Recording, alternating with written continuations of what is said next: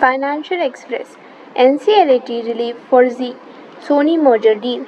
In relief to Zee Entertainment Enterprises, the National Company Law Appellate Tribunal on Friday set aside the National Company Law Tribunal's order directing the BSE and NSE to review their approval to the Zee Sony merger.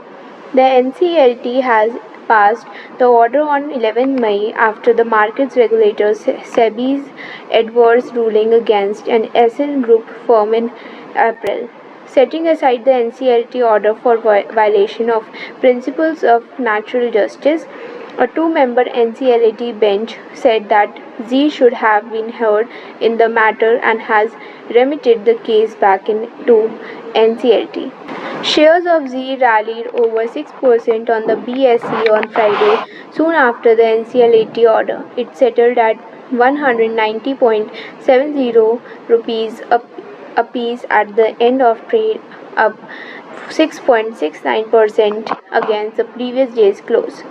Appearing for Zee, senior advocate Mukul Rohatgi argued that NCLT's order had virtually nullified after the regulatory approvals received so far by the company as part of the merger process. Apart from BSE and NSE approval, the stakeholders of Zee had already given their assent to the merger in October last year, weeks after the Competition Commission of India gave its conditional nod with some modification. NCLAT order comes as a big relief to Zee, which has been trying to complete its merger with Culver Max Entertainment for some time now. Announcement in Delhi 2021, the merger, according to analysts, will create a $10 billion media giant with the combined entity owning over 70 TV channels, 2 video streaming services, and 2 film studios. In Zee's latest earnings call, MD and CEO Puneet Goenka said that matters connected to the company had been addressed and that the media firm was taking all necessary steps within law to ensure there was no roadblocks to the merger process.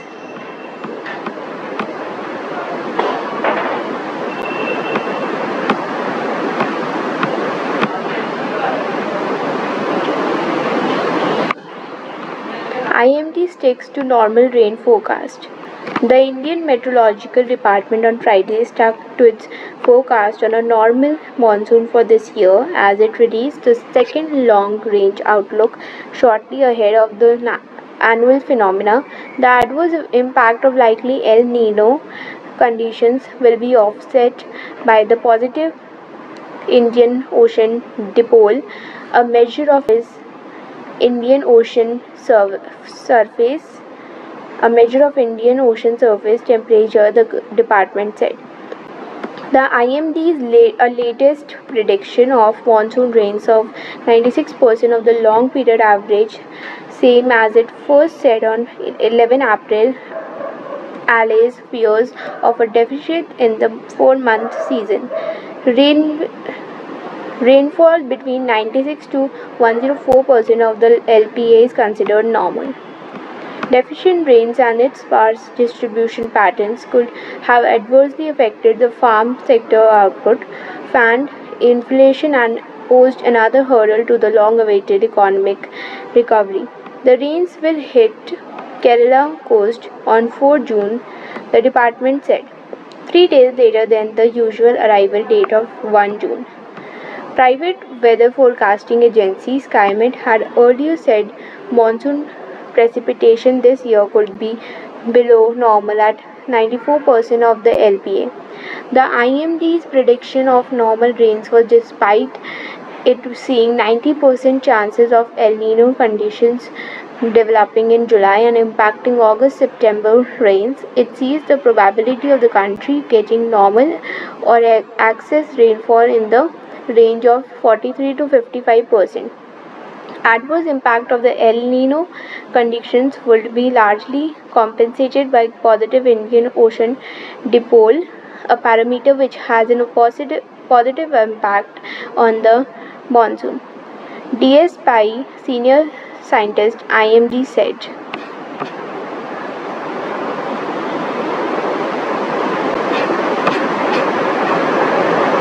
NHAI takes monetization fast track.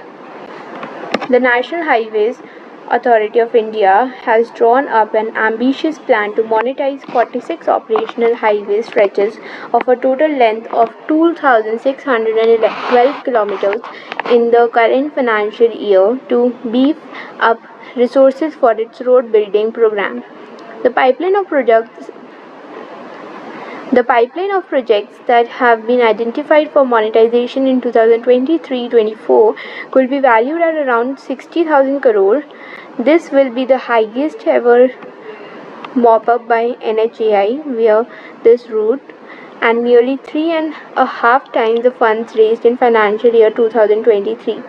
The aggressive target signals its intent to pare its high debt and reduce the increasing reliance on budget funds to the extent possible. Earlier, NHAI had identified 30 highway stretches of 1,987 km length for monetization for 2023-24 with a mop-up target of 45,000 crore, but the list has now been expanded by adding 16 more stretches. NHAI had identified 14 stretches of 1,750 km length for monetizing in 2022-23 but could complete the process for only 6 highway stretches of 558 km and raise 13,511 crore. The mode of monetization of the identified highway trenches this year too would be toll, operate, transfer and National Highways Infra Trust and in IT established by NHAI.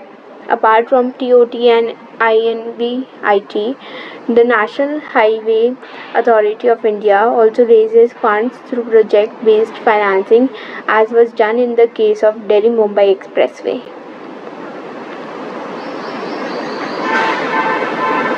India's imports of Russian oil in troubled waters.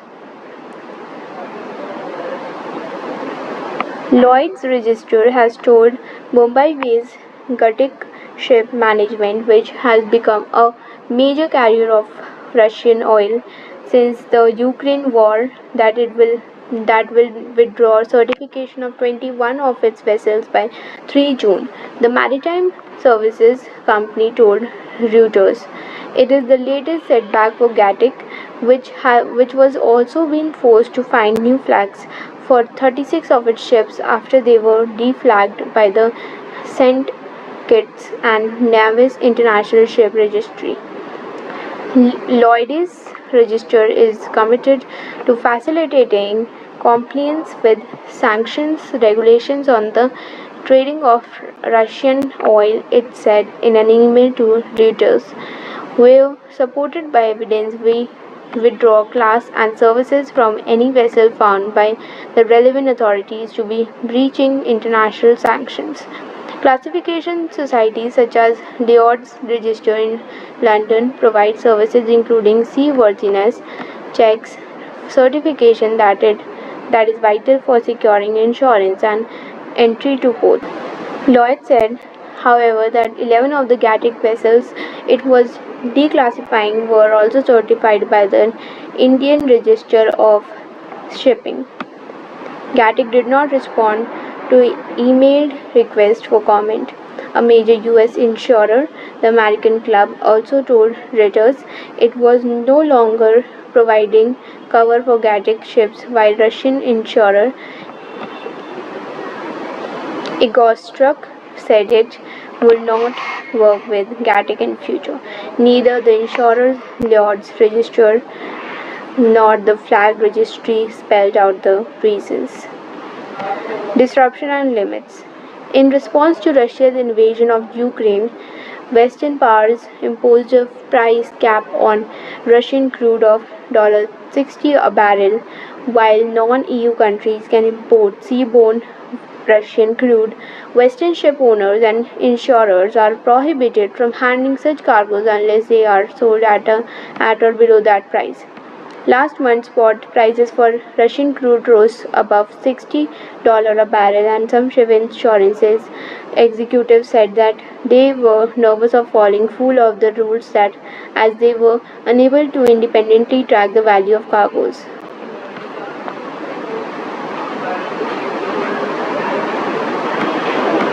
India and the Cape Town Convention. The Go First insolvency matter has aircraft lessors worried about reprocessing the planes they had leased to the airline thanks to the company assets getting protection from seizure under the IBC. But with the signs that India would ratify the Cape Town Convention, lessors would feel reassured. Rohit Ved explains what the convention is.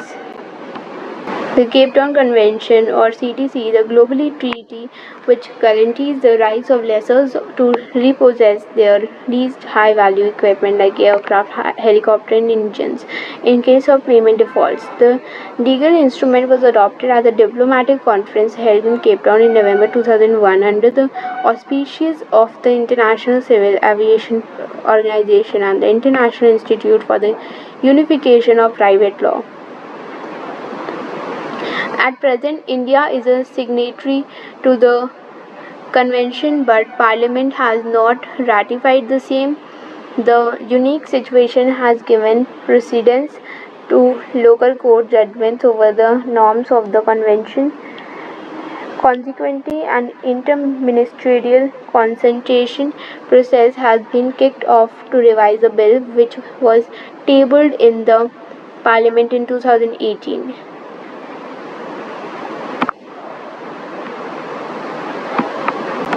India is reworking its CTC bill. In the wake of Go First crisis, global lessors are concerned over leasing aircraft to India-based airlines as the country is increasingly being deemed as a risk jurisdiction. To calm the lessors, the centre has started to rework the Cape Town Convention bill. The reworked bill, once approved by the cabinet, will be presented before the parliament. If passed, the resulting Cape Town Convention Act will guarantee the rights of lessors to possess their leased equipment. The Act will accord primacy to the provisions of the Convention in case of a conflict with any other law. It will empower the Centre to make rules if necessary for implementing the Convention and Protocol in India. This is also expected to boost lessors' confidence in the Indian civil aviation space. Once the bill is passed, the bill's ratification into an Act of Parliament will fulfill the long-standing demand of the aircraft lessors. The reworked CTC bill, if passed, the Parliament is expected to settle the cases between lessors and the airlines under the provision of the Cape Town Convention, thereby averting legal conundrums like the one witnessed in the Go First case. It is also expected to lower the lease rentals in India as the country's risk premium will reduce. Besides, it will aid in achieving efficient financing of high value mobile equipment in order to make the operation as cost effective and affordable as possible. The lower lease cost is then expected to be passed on to the passengers or will be utilized to grow the country's civil aviation sector. Currently, a majority of 70 or so passenger aircraft in operation in the country are leased.